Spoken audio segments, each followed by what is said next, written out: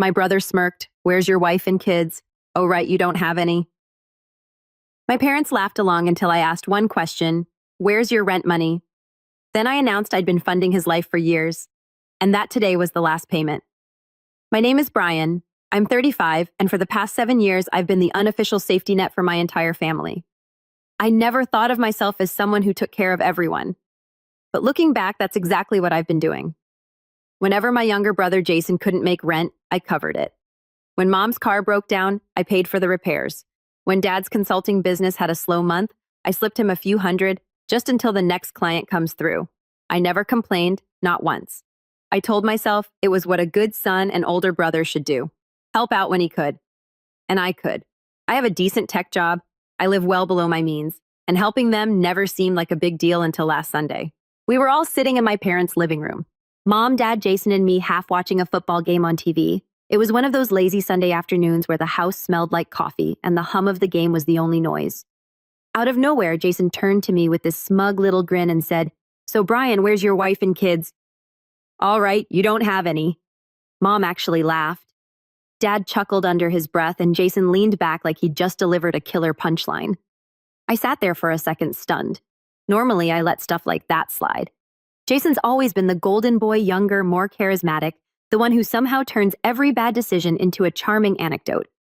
I've heard my fair share of digs from him over the years, but something about the way he said it this time with that smug little grin and everyone else laughing along hit me harder than usual. I forced a smile and said, "Yeah, no kids." But inside, it felt like something snapped. The next few minutes were a blur of casual conversation and lighthearted jokes, but my mind was somewhere else entirely. I kept thinking about every time I'd bailed Jason out, every time I'd gone without a vacation, so Mom and Dad wouldn't lose the house every time I'd skipped something for myself, so they could have what they needed. And here they were laughing at me like I was some kind of punchline. When the laughter died down, I turned to Jason and in the calmest voice I could manage said, "Where's your money? All right, I've been supporting you until today." The room went dead silent. Jason's grin faltered. Mom's eyes widened. Dad leaned forward like he wasn't sure he'd heard me right. I didn't raise my voice. I didn't yell, but the way I said it landed like a hammer on the coffee table. And that's when everything started to shift. For a few seconds after I said it, you could have heard a pin drop. It was the first time I had ever spoken to them like that. Not with anger, but with finality. Jason was the first to recover. He leaned forward, that grin sliding back onto his face, though it looked a little more forced this time. "Wow," he said, chuckling touchy much. "It was just a joke, Brian." Mom gave a nervous little laugh and patted my knee like she was trying to smooth things over. "You know your brother, he's just teasing. Don't take it so seriously." I didn't answer right away. I just stared at Jason, feeling that hot pressure in my chest that I'd been ignoring for years. A joke. I finally said, "Right." Dad shifted in his chair. "Look, Brian, we appreciate what you do for this family, but there's no need to get dramatic. Jason's young, he's just having fun. You can't expect him to be as responsible as you." That line, "you can't expect him to be as responsible as you," was like gasoline on a fire. I'd heard variations of it my entire life. Jason wasn't held to the same standards I was. Jason didn't have to get straight A's in school. Jason didn't have to pay rent when he moved back home after dropping out of college. Jason didn't have to do anything but show up, flash that charming smile, and the world bent around him. And apparently I was supposed to keep enabling it. I didn't argue then, I just stood up, grabbed my jacket, and said, "I'll see you later."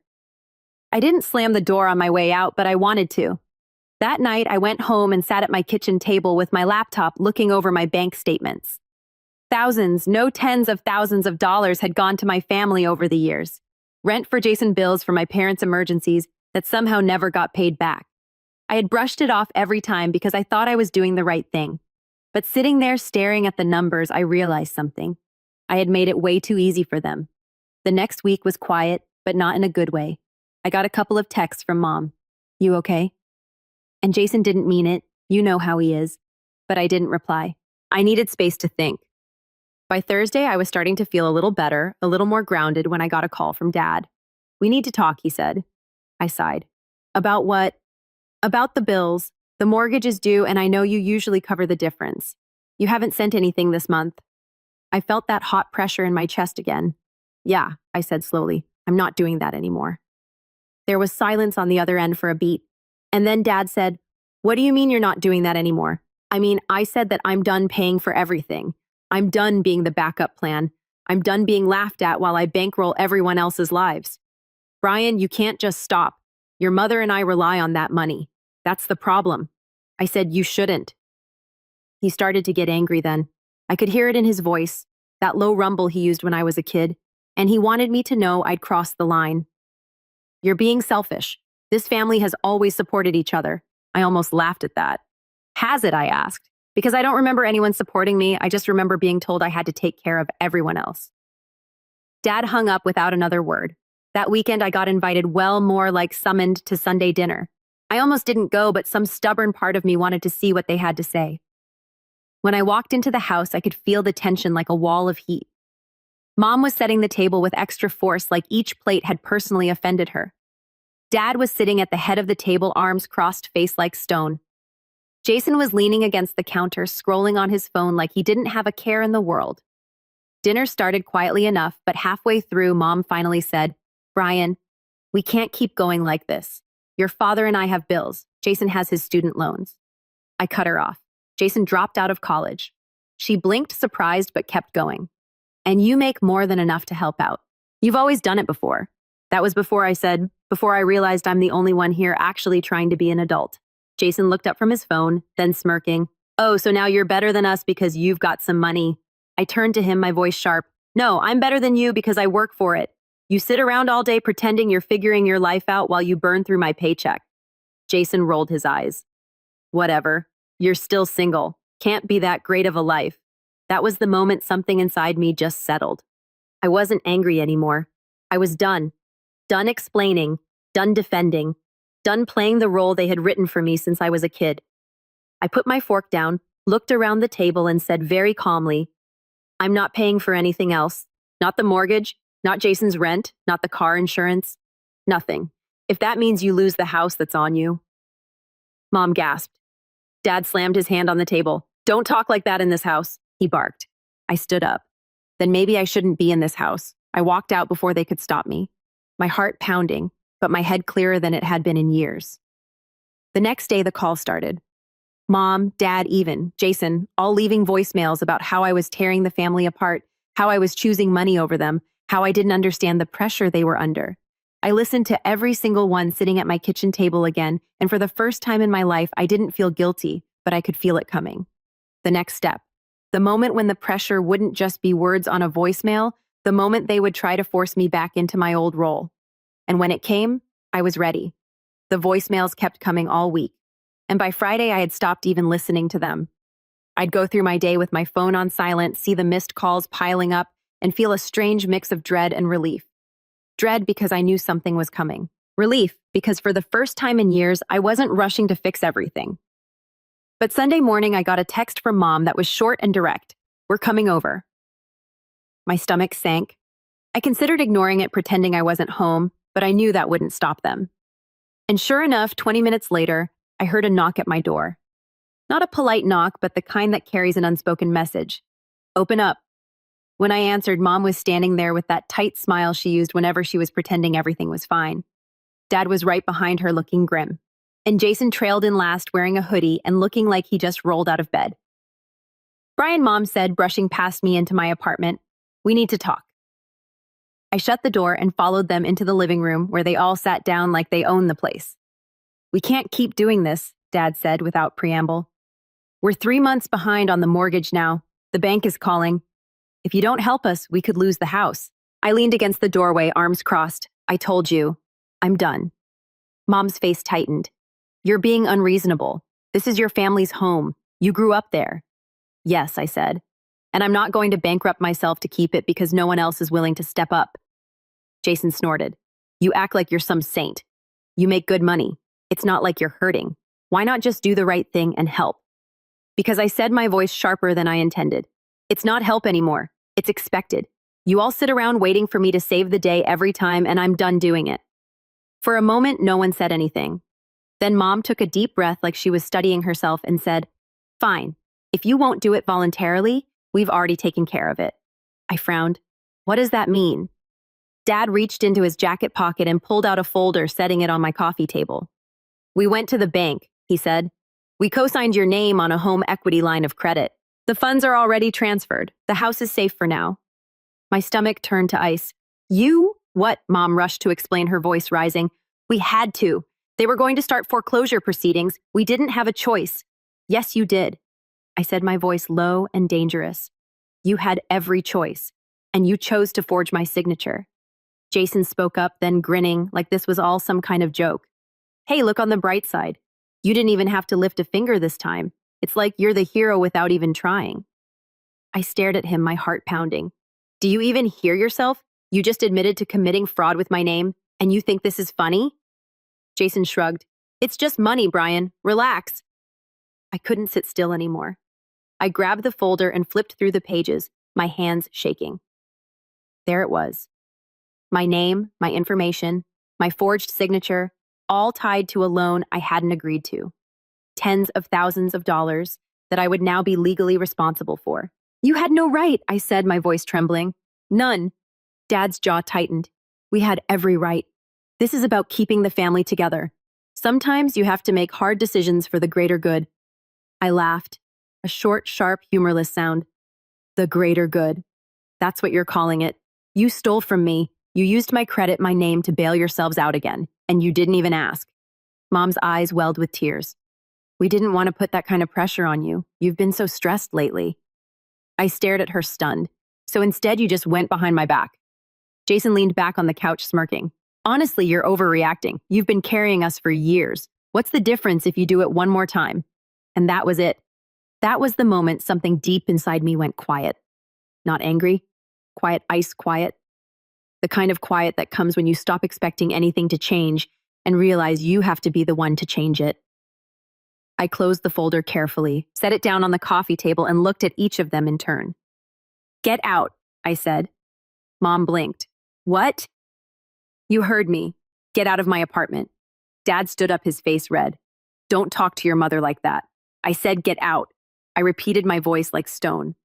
They hesitated, exchanging looks, but something in my expression must have told them I wasn't bluffing, because after a moment they all got up and left. Jason was the last one out, and as he passed me, he muttered, "You're such a drama queen." I didn't reply. I just shut the door behind them and locked it. Then I sat down on the couch, staring at the folder like it might burst into flames if I looked away. This wasn't just about money anymore. This was about trust. Trust they had shattered completely. And as I sat there in the quiet of my apartment, I realized something I hadn't let myself think before. They weren't going to stop, not until I made them. After they left, I sat in my living room for what felt like hours, the folder still lying on the coffee table like some kind of cursed object. Every time I looked at it, my stomach knotted. The numbers glared back at me. The total amount of the loan, the interest rate, the payment schedule, and my forged signature, a mocking reminder that my family had crossed a line that could never be uncrossed. That night, I couldn't sleep. I kept replaying the conversation over and over in my head. The way Mom had said we didn't have a choice like it was some kind of excuse. The way Dad had stood there justifying it like it was noble. The way Jason had laughed as if this was all some kind of entertainment for him. Around 2 a.m., I got up and went to the kitchen, made a cup of tea. I didn't even drink and sat back down at the table. The apartment was so quiet, it almost hurt. I'd always thought of myself as close to my family. Maybe not emotionally, but in terms of duty. I'd always been there when they needed me. And now I felt like I didn't even know who they were anymore. The next morning, I dragged myself to work, but I was barely functional. My coworkers probably thought I was sick.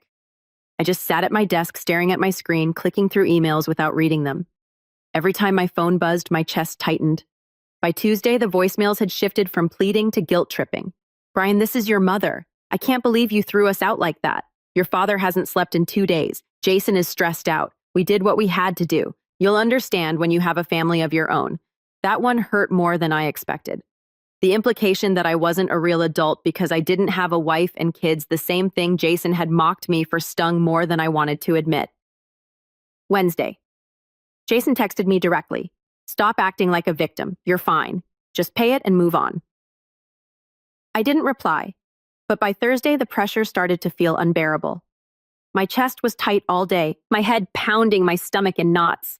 I went to bed early but lay there staring at the ceiling, wondering how it had come to this. How I had gone from being the dependable one to being the enemy in the span of a week. That weekend, I drove past my parents' house just to see if it was still there. I don't even know why. Maybe to convince myself this was all real. The lights were on. Jason's car was in the driveway. Everything looked normal from the outside, but I knew better. Inside that house, they were probably talking about me, spinning the story into some narrative where I was the villain who had abandoned them. I didn't stop. I just kept driving past the house, past the edge of town, until I ended up at an empty overlook where you could see the whole valley. I sat there for a long time, engine off, watching the sun go down. That was my rock bottom. Sitting in the dark alone in my car, realizing that the people I had sacrificed for the people I thought I was protecting had never really respected me. They saw me as a resource, not a person, a bank account with legs. I went home that night and made a decision. I wasn't going to fix this.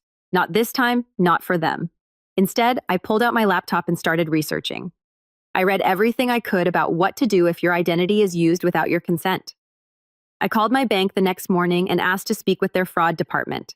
I explained what had happened carefully, calmly, and asked what my options were. The woman on the phone was sympathetic but blunt. It was complicated.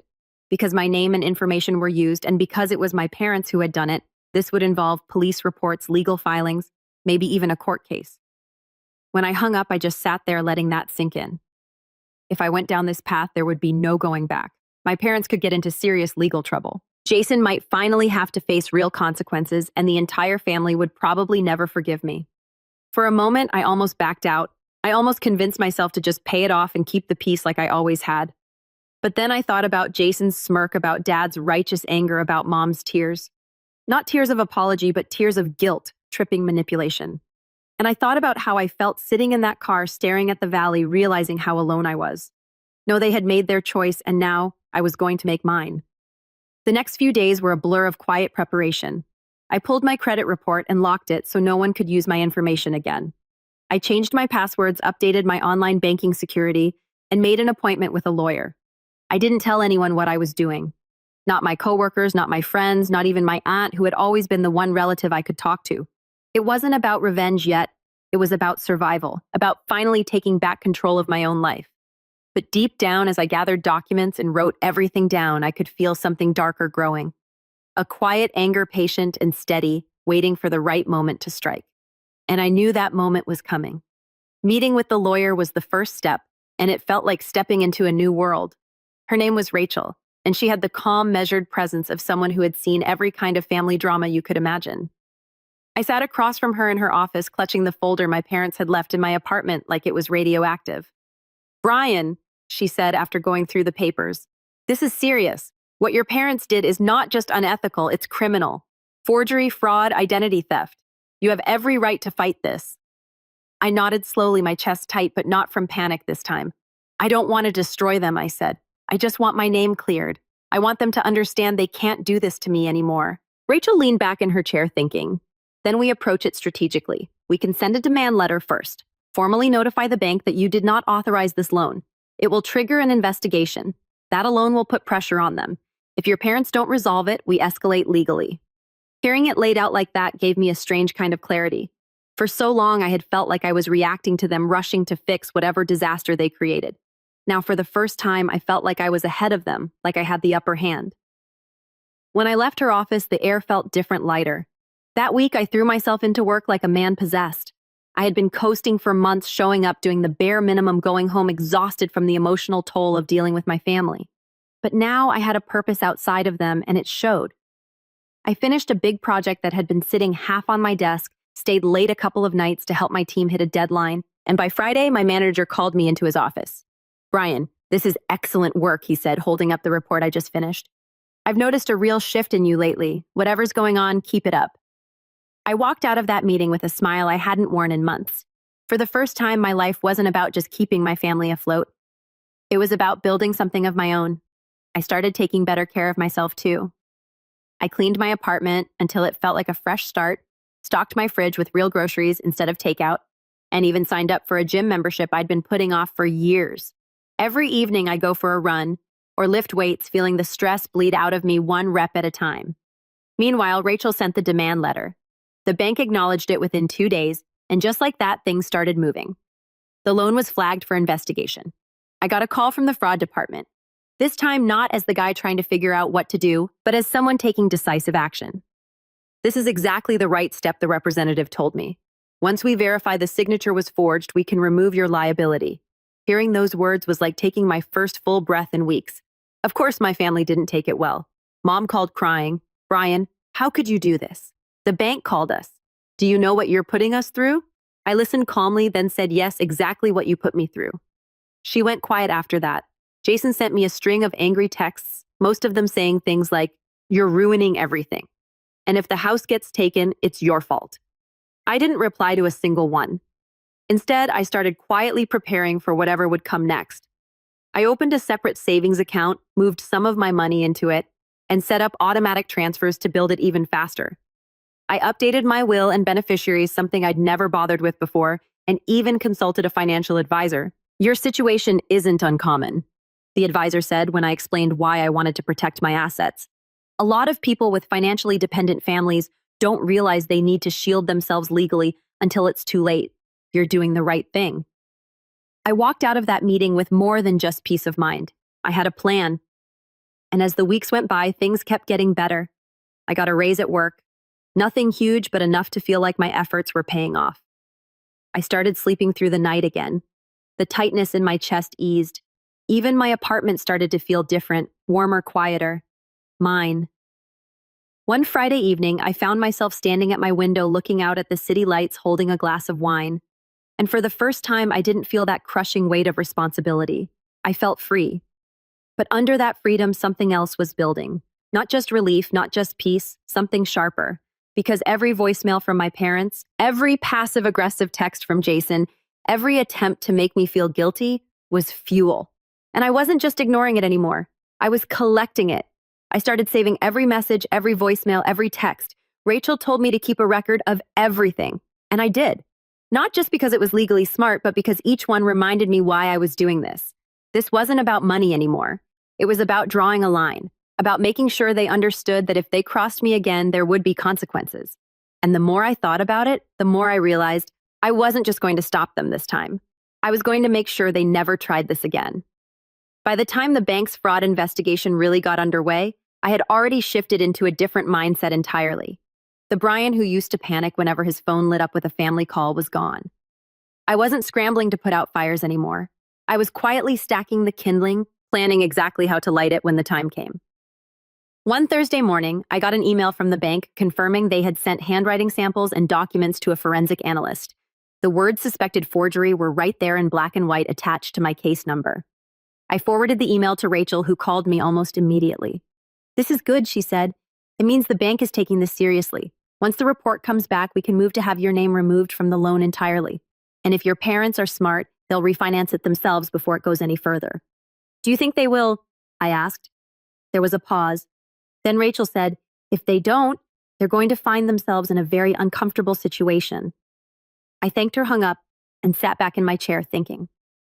The old me might have felt a panging of guilt hearing that the new me felt something closer to satisfaction, but it wasn't just about clearing my name anymore. I wanted to make sure they never put me in this position again. So I started digging carefully, methodically. First, I checked the county property records. It turns out my parents' house wasn't just behind on the mortgage. They had a second lien on it from a personal loan they had taken out 2 years ago. I didn't even know about that one. The balance was high, the interest rate was worse, and if they didn't start paying it down soon, they were at risk of default. Then I pulled Jason's name in the public records database. What I found didn't surprise me, but it still made my blood run cold. He had 3 unpaid traffic tickets, a delinquent credit card account, and an eviction filing from an apartment he'd lived in last year. All public record, all sitting there like little time bombs waiting to go off. I wasn't going to use any of this yet, but knowing it gave me leverage, the kind they couldn't take away from me. Meanwhile, my lawyer put me in touch with a financial investigator she sometimes worked with. His job was to trace money and build a clear picture of where funds had gone in cases like mine. I handed over everything I had: bank transfers, old receipts, screenshots of Venmo payments, every line item showing just how much of my money had kept my family afloat. When he sent me the report 2 weeks later, I just sat there staring at it. In 7 years, I had given my family nearly $86,000. $86,000. It wasn't just the amount, though. That number made my stomach twist. It was the pattern, The investigator had laid it out in a timeline showing every payment and what it had been for. It was like looking at a history of every time I'd said yes to keep the peace. Every time I'd swallowed my pride to be the responsible one. Rachel called me after reviewing it. "This is powerful," she said. "If it comes to court, this paints a very clear picture of financial exploitation. It shows a pattern, not just a one-time mistake." I thanked her and hung up my mind already racing. I was starting to see the whole picture now, not just what they had done, but who they really were. And that made my next steps easier to plan. I spent the next few weeks preparing quietly, living my life on the surface like nothing was wrong. I kept excelling at work, even earning a spot on a big upcoming project that could lead to a promotion. I kept going to the gym, kept eating well, kept sleeping better than I had in years. And at the same time, I built a kind of dossier. I printed out the financial report, the bank's investigation emails, the county property records, even Jason's court filings. I put them all in a neat, organized binder and kept it in my desk. It wasn't about waving it in their faces. Not yet. It was about being ready. The calls from my parents slowed down eventually, though they didn't stop completely. Mom left one voicemail that sounded almost rehearsed. "Brian, your father and I have decided to put the house on the market if things don't improve. We hope you understand we're under a lot of stress. We'd still like you to reconsider and help out just until we get back on our feet." I didn't call her back. Jason, on the other hand, started getting more desperate. His texts switched from angry to pleading. "Bro, please. I need help with rent this month. Landlord's threatening eviction. You've got the money. Just one more time. I swear I'll pay you back. This isn't just about me. If I get kicked out, Mom will freak. You don't want to do that to her." I stared at that last one for a long time before closing my phone and setting it face down. I wasn't going to cave. Not this time. By the end of the month, I felt like a different person entirely. The anxiety that had once eaten me alive was now something sharper, a clear, steady resolve. I had the evidence, the legal support, the financial stability. For the first time in years, I felt like I had real power. And the more I thought about it, the more I realized I was done waiting for them to make the next move. If they wanted to play games with my life, it was my turn to set the rules. The day I decided to act was quiet and sunny. One of those deceptively calm mornings where everything feels normal, almost peaceful right before a storm. I got up early, made coffee, and sat at my kitchen table going through the binder one last time. Everything was there. The financial report, the forged loan documents, the property records, Jason's delinquent filings. It was more than just a stack of papers now. It was leverage. Rachel and I had spent weeks refining the plan.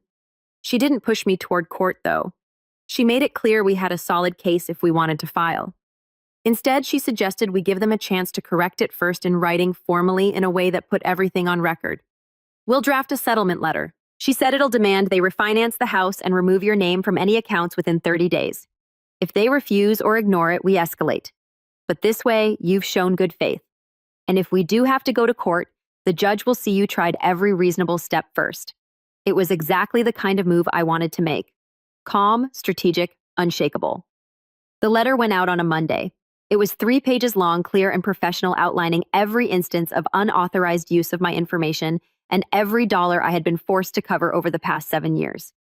At the end, it stated in no uncertain terms, failure to comply within 30 days will result in legal action, including a police report for forgery and fraud, as well as a civil claim for financial exploitation. I didn't even have to deliver it myself. Rachel sent it by certified mail. All I had to do was wait. And wait I did. The first call came from Mom 2 days later. "Brian, what is this?" "We just got your lawyer's letter." "It's not a letter from me," I said evenly. "It's from my attorney. It outlines exactly what needs to happen next. You can't do this to us," she said, her voice shaking. "Do you have any idea what it will do to your father if this becomes public? Do you have any idea what it's done to me already?" I asked. There was a long pause before she said, "We'll talk about this at dinner. Sunday, please come." I almost said no, but then I realized this was exactly the moment I had been preparing for. Sunday came and I arrived on time, binder in hand.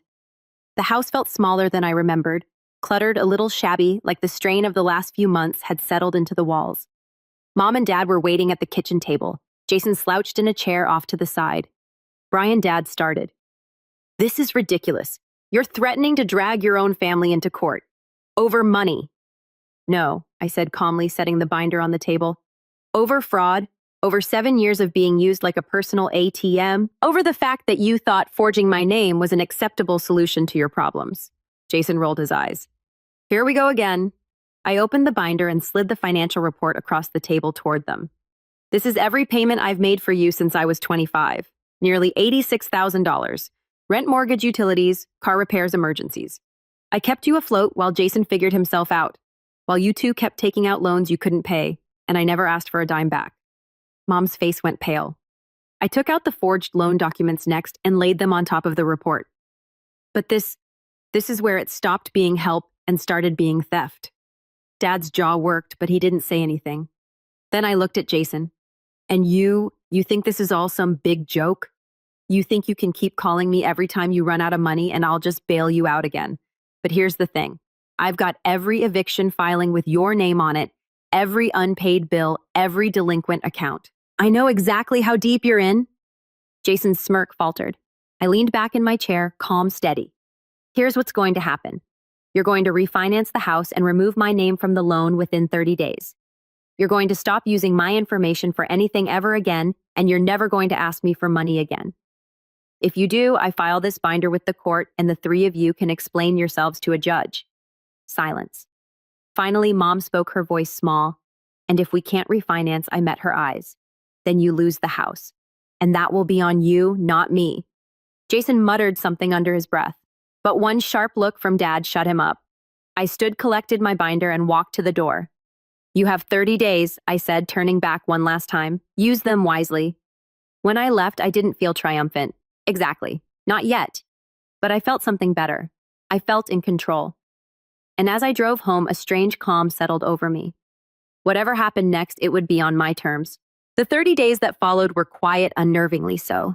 No calls, no texts, no guilt-tripping voicemails. For the first time in years, my phone wasn't lighting up with family drama every few hours. At first, it was almost disorienting.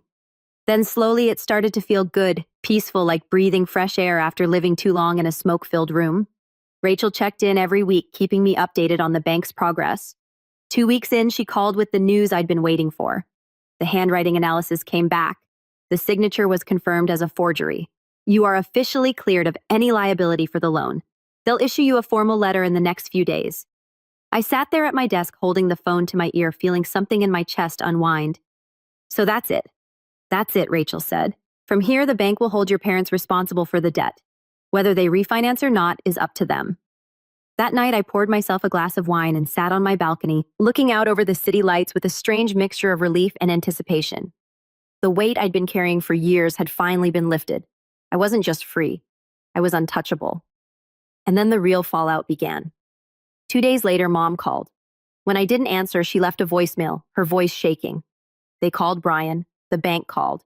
They said, the loan is now solely in our names. We can't make the payments. Your father is talking about selling the house. I don't know what we're going to do. I listened to the message twice, then deleted it. I didn't feel smug, exactly, but I didn't feel guilty either. They had brought this on themselves. By the 4th week, the house had officially been listed for sale. I found out not from them, but from the property records I'd been quietly monitoring. They must have priced it low because it went under contract fast. The following Sunday, Mom texted me again. Dinner one last time. Please come. I hesitated for a long moment before agreeing. Not because I thought they deserved it, but because I wanted to see this through to the end. When I arrived, the house was half empty. Boxes lined the hallway. Furniture was missing from the living room, and there was an air of something final in the air. Mom looked tired, older somehow. Dad was sitting at the kitchen table with a stack of papers in front of him, his jaw set. Jason was pacing, his hands jammed into his hoodie pocket. This is what you wanted, right? Jason said as soon as I walked in. House is gone. We're screwed. Congratulations. I didn't rise to the bait. No, I said calmly. This is what you chose. I gave you 30 days to fix this without losing the house. You didn't. Mom sat down heavily, her eyes glassy. We couldn't qualify for refinancing without you. We tried, we really did. I almost believed her. Maybe they had tried, but it didn't matter anymore. The point wasn't whether they had made an effort. The point was that they had finally been forced to carry the weight themselves. Dad looked up from the papers. We'll have enough from the sale to pay off the debt. Barely. After that, we'll rent for a while. I nodded. Good. That's what responsible adults do. They live within their means. Jason snorted. Easy for you to say. You've always had money. I turned to him, my voice sharper now. I had money because I worked for it, because I didn't blow it on vacations I couldn't afford, or max out credit cards, or ignore my bills until someone else had to pay them. Jason looked away, his face red. Mom's voice was small. So that's it then. You're really cutting us off.